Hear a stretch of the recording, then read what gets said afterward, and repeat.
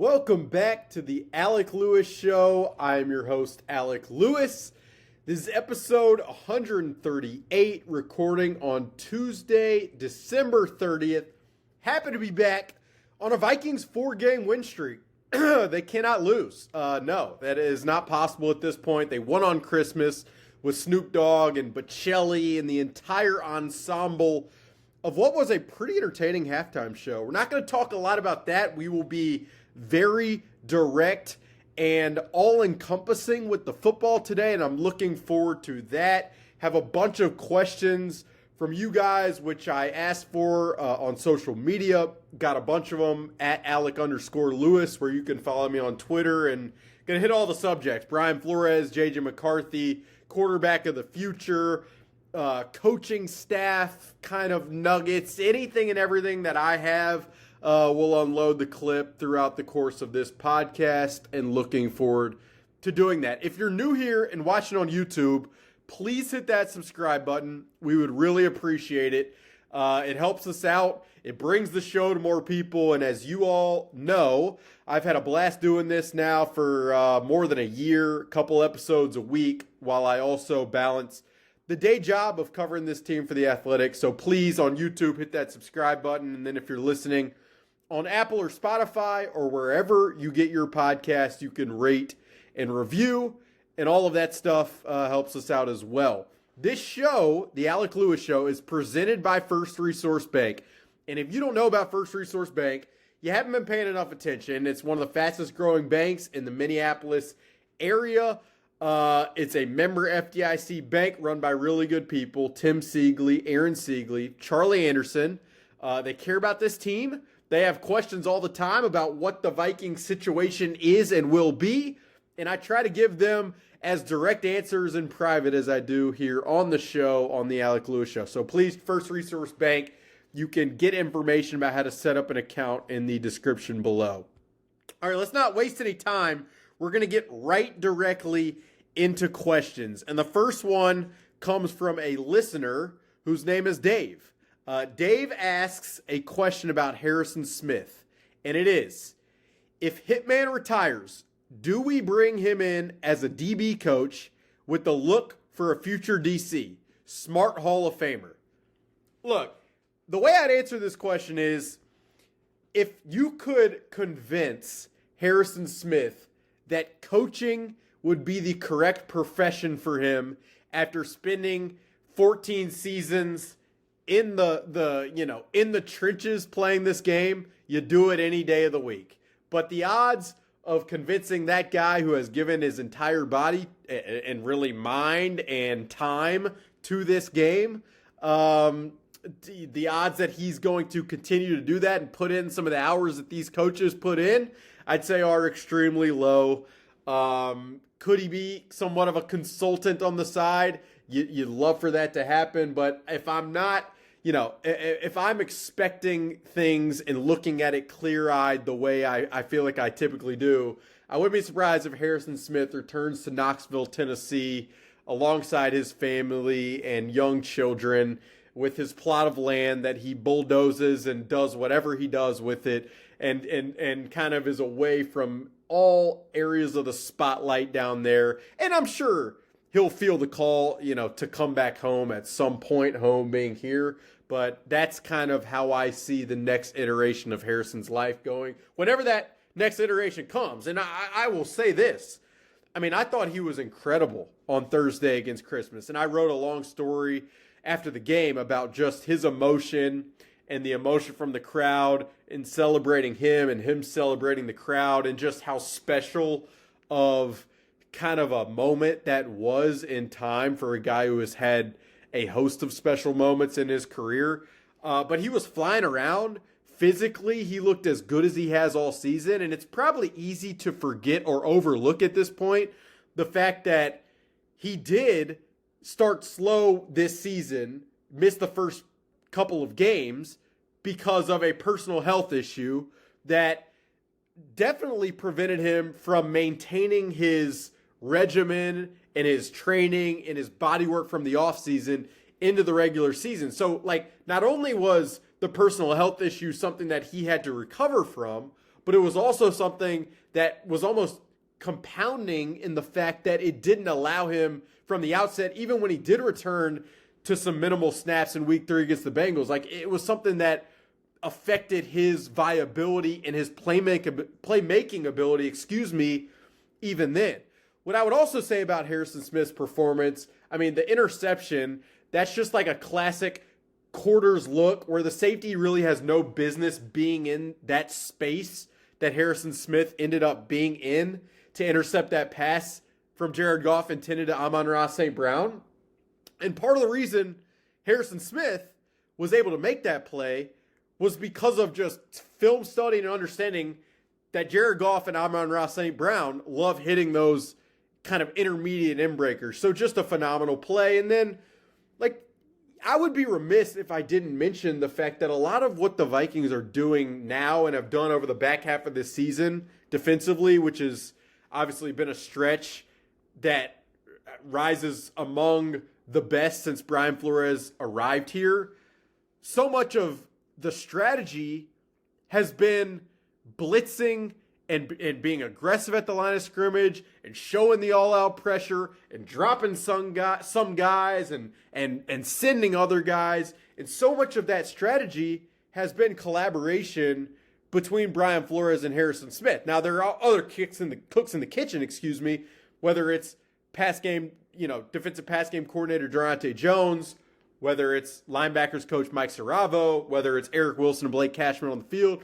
But there has been a lot of communication internally between Brian Flores and Harrison Smith. And then those two communicate almost on a series by series basis on the sideline. If you're attending this game this Sunday, I would just put your eyes on the Vikings sideline between defensive series, and there is a high likelihood that you'll see Brian Flores over there scrolling on his iPad, or the Microsoft Surface, They don't sponsor, so we're going to be A-okay with that.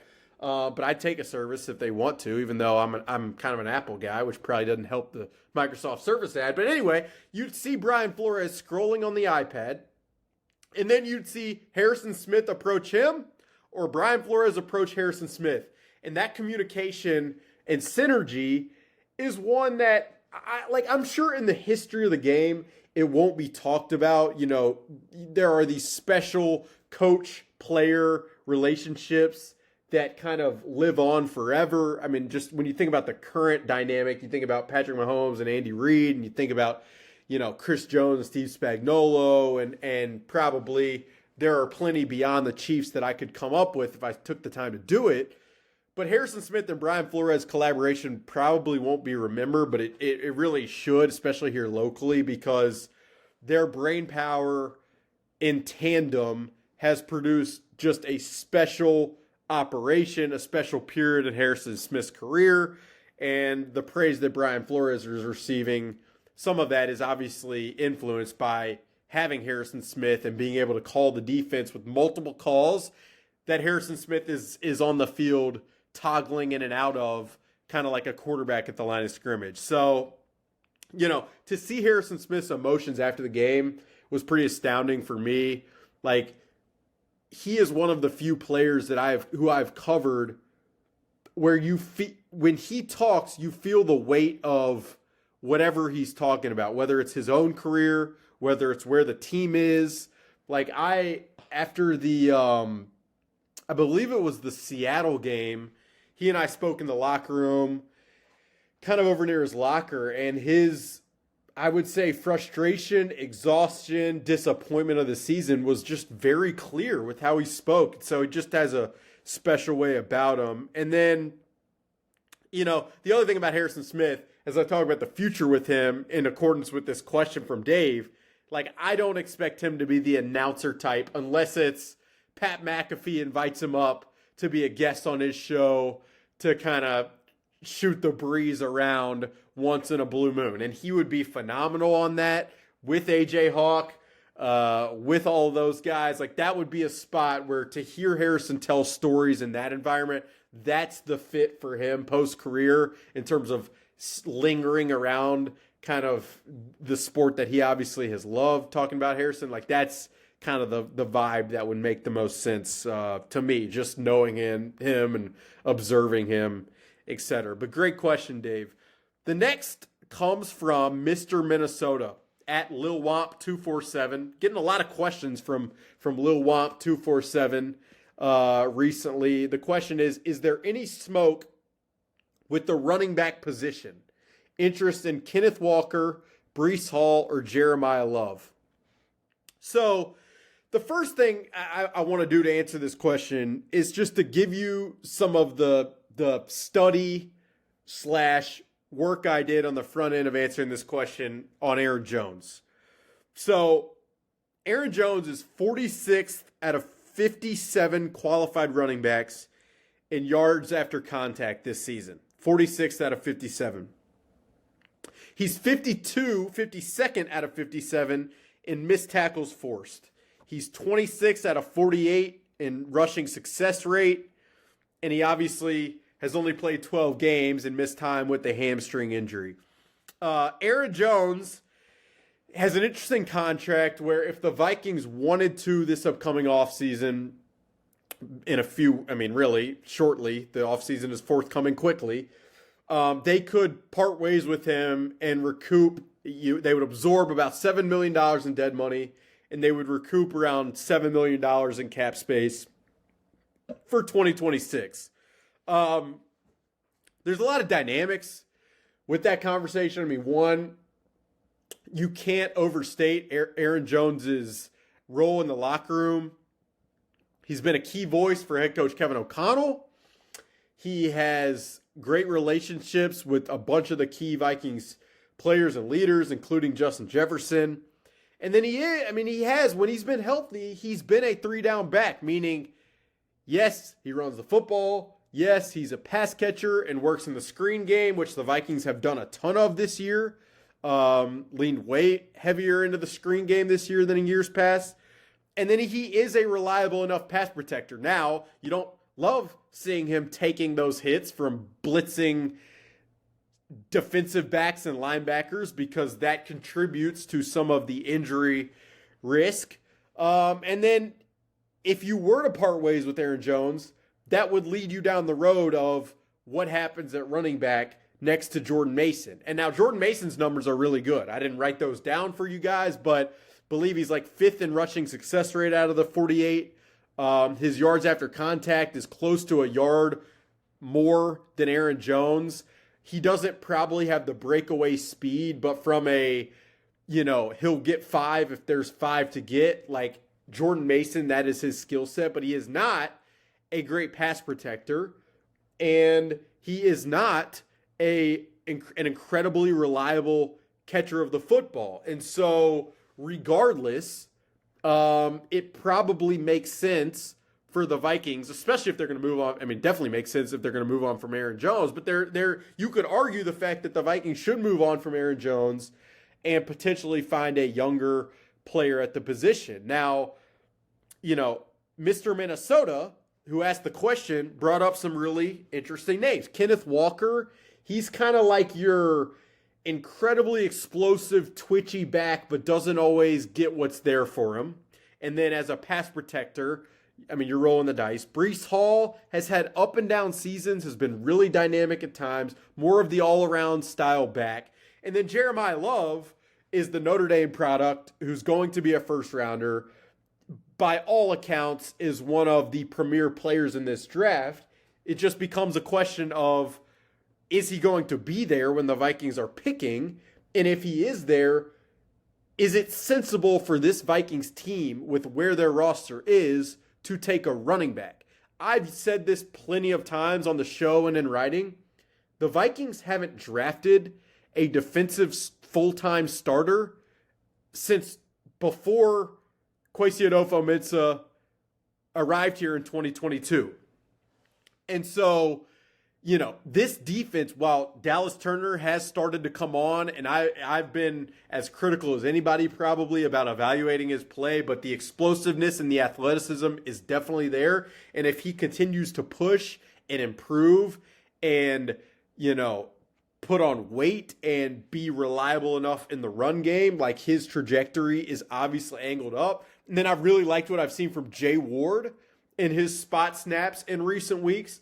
But given the lack of sheer game-breaking, ball-hawking, physical, young talent on the Vikings defense, it would behoove them to be in the market via the draft for that type of player. And so, like when you're talking about Jeremiah Love, that's kind of the conversation that you have to have. Now, I'm always, and I have always been, the best player available guy. If Jeremiah Love, your confidence level that he's going to hit a premium style player is at, let's say, 70%, like that's the route you should probably go. I've said this many times too. The Vikings loved Jahmyr Gibbs and they loved Bijan Robinson. And that's really easy to say in hindsight, but I'm telling you convincingly on the front end of what I believe that was the 2023 draft, the Vikings were very big fans of both of those guys, and had they existed at the Vikings pick, it would have been interesting to see what they would have done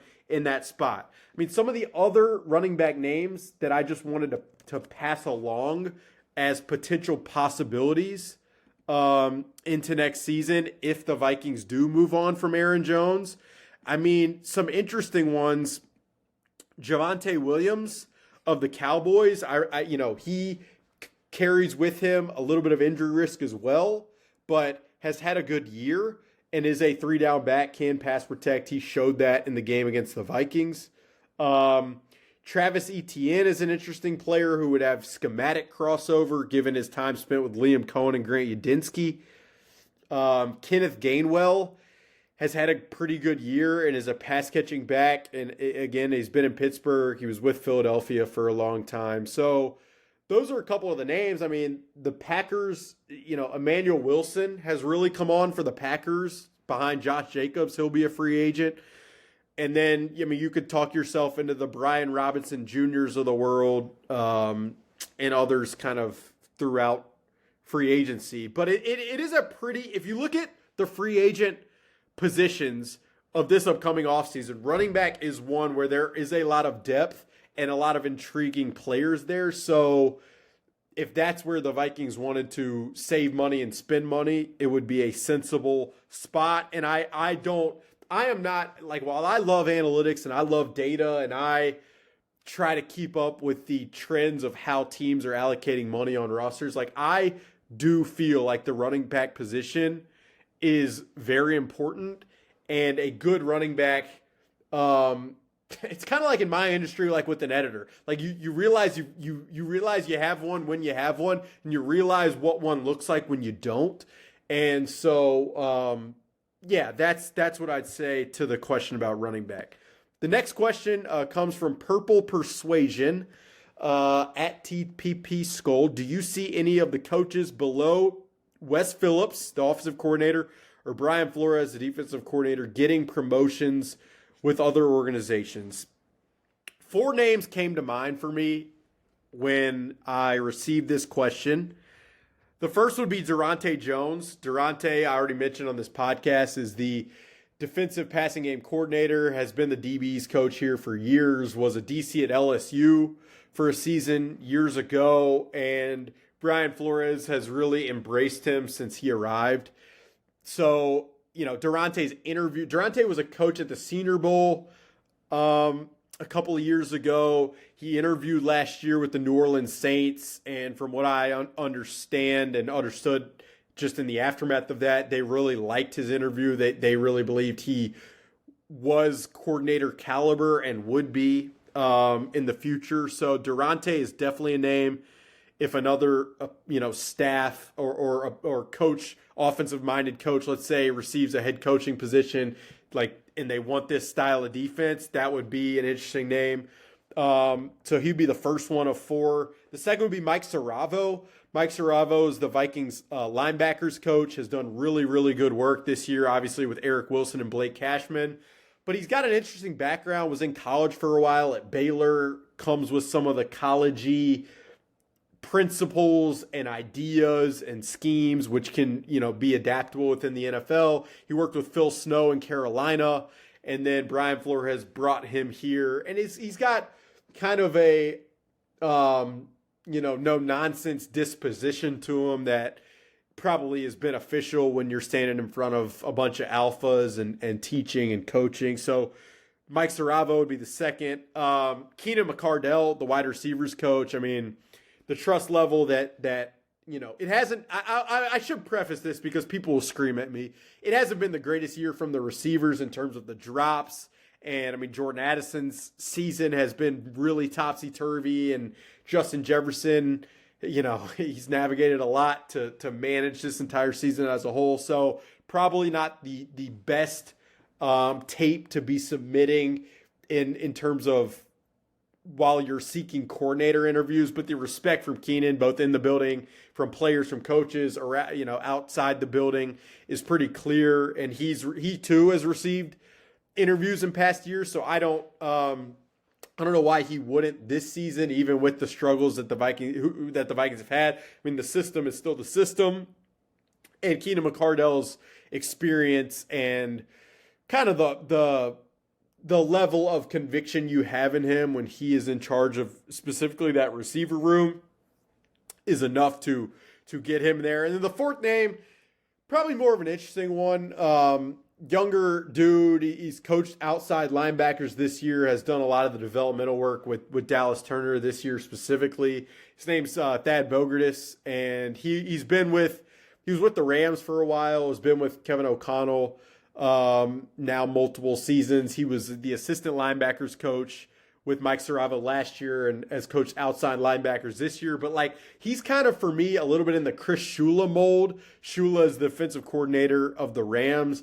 Saw an interview from Chris on before Monday Night Football, and sounded very McVay-ish with how he talked. In the event that a guy like Chris Shula got another job, I mean, that I'd wonder if a relationship with he and Thad might lead to some kind of movement there. But I will say, to the question, I monitoring the coaching staff and the look of the coaching staff beyond just what happens with Brian Flores is something that I will be looking at, because it's just going to be interesting to see what type of talent leaves the building, the types of decisions the Vikings make in many regards. So it's a good question there. Next one comes from the Fort Myers Vikings fan. Is there anyone in-house who could replace Brian Flores, someone that has the same style, so we, the fans, would not notice much of a difference without Flores next year?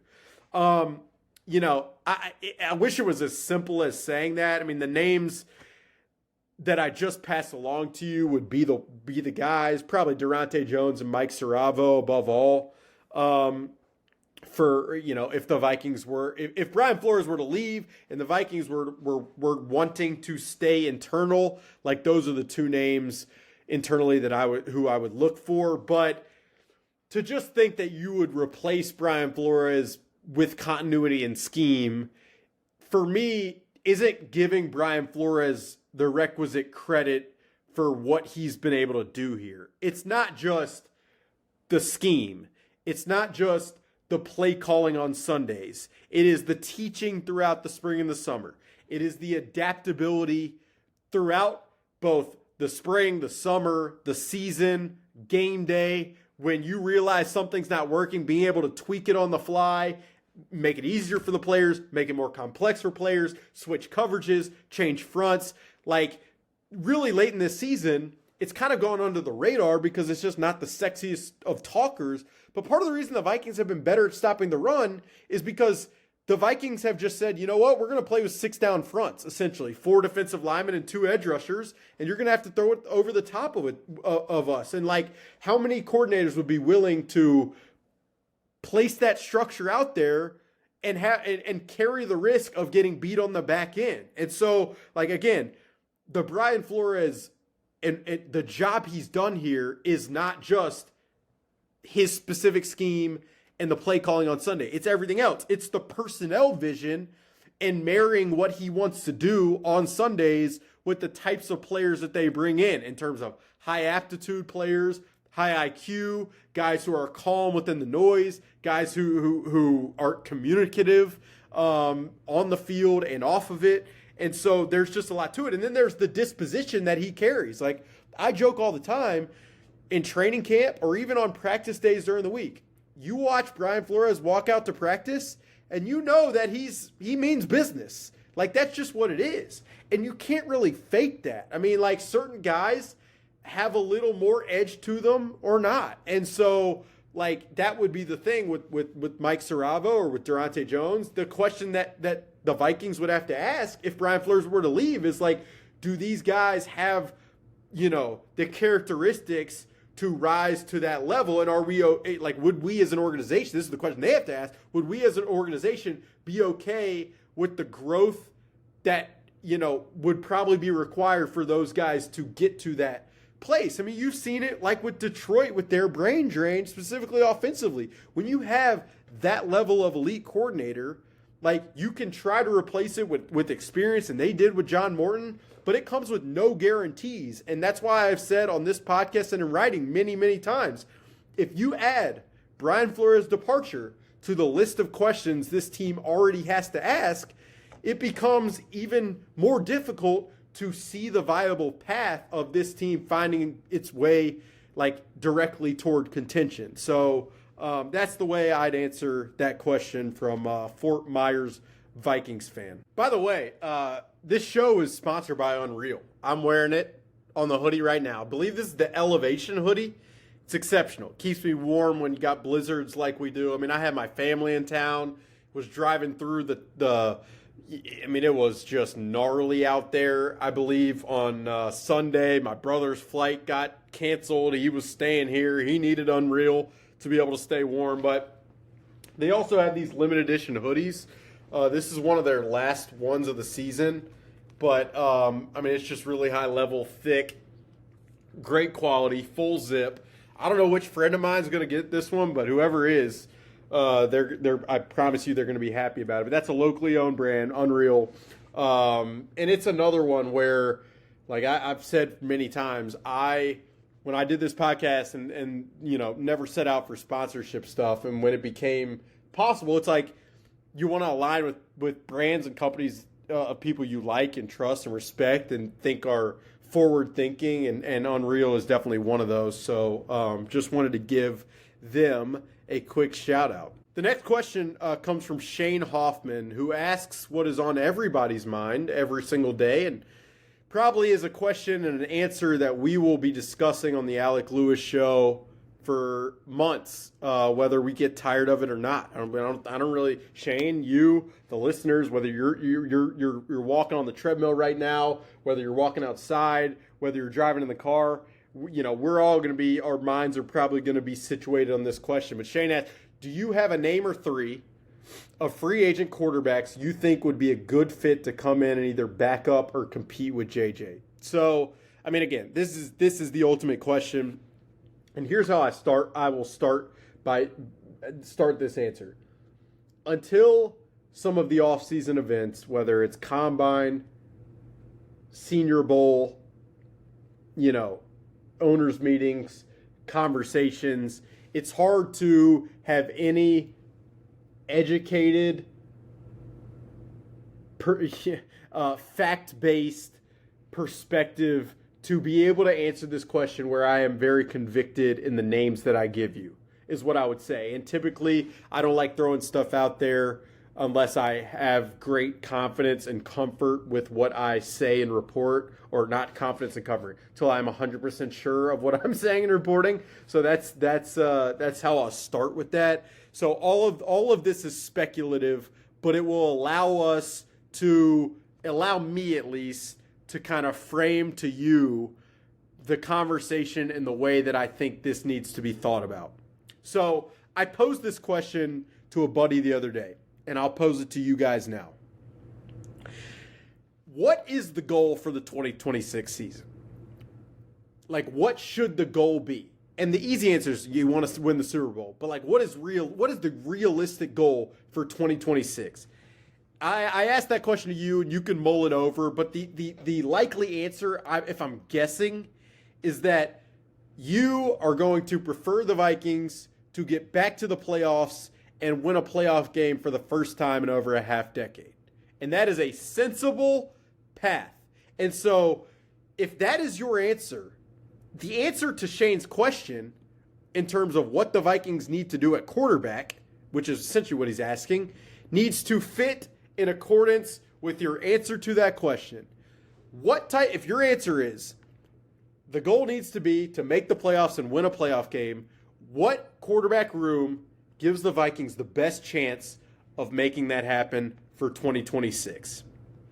And if the immediate answer is J.J. McCarthy because of what he showed against the Giants and the Commanders and the Cowboys, then that's your perspective, and that's sensible. And, if you're projecting forward and you're telling me that J.J. McCarthy performs like he did in those 3 games for the entirety of the 2026 season, yes, the Vikings, and Brian Flores is still the coordinator, and the Vikings have added some talent via the draft and free agency. Yes, the odds would be very high that the Vikings make the playoffs and can contend, and can win a playoff game. Now, that's a lot of projection. So what type of player can the Vikings pair with JJ, who obviously, has missed games, and if he misses games next season, they're going to need a quarterback to be able to step in. Like that's how I think am considering this question. And so you asked for 3 names. I'm going to give you 4 free agents. You asked for free agent quarterbacks. So these guys are all going to be free agents. Daniel Jones, who obviously is navigating a really serious injury that is going to require a lengthy recovery, and will he be ready by week 1? And how important is that in the Vikings calculus? All fair questions, just one of the obvious names that comes to mind. The other ones, Jimmy Garoppolo he would be probably more in the backup to J.J. McCarthy type of situation and less of the competition type of pairing with J.J. McCarthy, but he has familiarity with Sean McVay's system. He has competed in the playoffs in the past, and he is going to be a free agent, and he's probably not going to cost a ton of money, which allows you to spend some money elsewhere. So that, again, that's more of your how much risk are you willing to take. J.J. McCarthy and Jimmy Garoppolo, that's a pretty sizable amount of risk. J.J. McCarthy and Daniel Jones, also a pretty sizable amount of risk. Aaron Rodgers is a free agent. Does Aaron Rodgers want to play another season? Would the Vikings be willing to just name him as the starter? Because that's what he would come here to do, obviously. He's a name who I have to put here because of the conversations that he and Kevin O'Connell had last offseason, and because his production, if he produced like he has done this year for the Vikings in 2026 with the same type of defense and the same coordinator and the same weapons, the odds would be that the Vikings would be in the playoffs and probably compete in the first round for sure. So his name, and then the fourth would be kind of a newcomer probably to the list, in Malik Willis, who has looked really, really good stepping in for Jordan Love in Green Bay. The system familiarity matters. He hasn't thrown a ton over the middle of the field, so that would definitely be something that, the Vikings would have to sift through. And then what is his contract going to look like? Like maybe Miami or Las Vegas or another team, Indianapolis even, views Malik Willis as someone they want to make a sizable bet on. How far would the Vikings be willing to go? Now, you asked for free agents, so that's kind of the realm that these 4 names are in. I mean, you could talk about whether it's, other options, trade. I mean, what happens with Kyler Murray? What happens with Kirk Cousins in Atlanta? Would you be willing to risk it on Zach Wilson, excuse me. Mac Jones was another name on my list. I mean, none of these options probably feel exceptional, and it's part of the challenge that the Vikings are about to embark on is how do you get this quarterback room from where it is to a place where you have comfort and conviction that this room rises to a level that could lead you to the playoffs and win a playoff game is if that is your ultimate goal for 2026. And part of the reason why I say that's the ultimate goal is because you got a head coach and a GM who would be entering their fifth seasons without a playoff win. I mean, how long can you? I mean, it's like at some point, like that is the objective, and that needs to happen. And so, that's where my mind goes with this question. And again, none of these names, for me specifically, feel great rolling off the tongue. They just don't. Like, it would be easier in many ways if there was a more obvious candidate like a Sam Darnold was in 2024, but it's hard to see that player making sense. Like, you could talk yourself into Zach Wilson, but the inaccuracies of Zach Wilson have been drastic, and the Dolphins are providing their opportunity to Quinn Ewers right now, whether that's ownership mandated, whether that's coach driven, what have you. Like, you know, if the quarterback room for 2026 is JJ McCarthy and Zach Wilson, and the Vikings were to go 7-10, the revisionist stories conversation would be they for the second year in a row, the Vikings entered a season without a quarterback room they could really believe in, and a win, you know, paired with the win now roster. And so preventing that from being the situation probably has to be the North Star of the discussions, the conversation, the introspection inside the TCO Performance Center over the next few weeks. Question-wise, I'll rattle off a few more. Matthew Collar asks, how deep in the playoffs will our Minnesota Wild go? I mean, I'm all in on the Minnesota Wild. I had Michael Russo on the show. That should tell you everything you need to know. But they are a wagon right now. How far will they go? I mean, I don't know. It would be a blast to see that team in this state really push deep into the playoffs. I know it's been forever, but why not? Why? I mean, why is the cup too much? Vying for the cup, is that too much to ask? Probably, but I'm doing it. Let's see here. Probably a couple more. Someone asked if I've seen Stranger Things. I haven't watched Stranger Things. I'm more of a Landman guy. This second season probably hasn't been the most active, and like the plot's interesting, but like an hour every week when I sit down and watch Billy Bob do his thing on camera, like I enjoy it.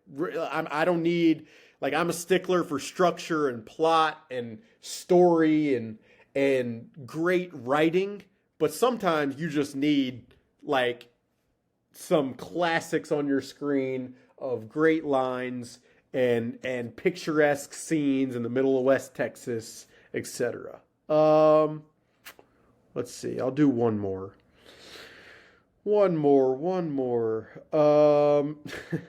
Someone asked, if you had to put your money on the line, is Joe Burrow, Lamar Jackson, Matthew Stafford our starting quarterback next year? If one of those guys is starting quarterback next year, wow, is what I would say. But, you know, you never say never with anything. I talked about the Joe Burrow conversation on the last podcast. Like, I don't know why Cincinnati would trade Joe Burrow. The Ravens and Lamar Jackson's kind of an interesting situation, but a guy who's been that elite, you're really going to part ways with him. And then Matthew Stafford, does he want to keep playing if they win the Super Bowl? Would he want to move to Minnesota? Like, obviously he and Kevin O'Connell have a great relationship, so it's hard for me to rule anything out. But I mean, you're really wishing, hoping on that one, is what I would say. But I'm not ruling anything out. Yeah, that'll probably do it for this episode of the Alec Lewis Show. If you got any more questions, throw them in the comments section. I'll try to get to them, or toss them at me on social media at @Alec_Lewis.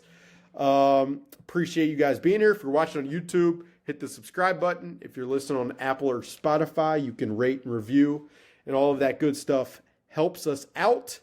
Show's presented by First Resource Bank. It's sponsored by Unreal. And then I've been hitting up Milburn Clothing recently. They've got incredible suits out in the St. Paul area. Really good people in there to, tailor you up, and made it really easy for me when I went in there to get a suit to try to look better than I probably should. So Milburn Clothing, I'd go check that out. Just wanted to throw them in here as part of the podcast.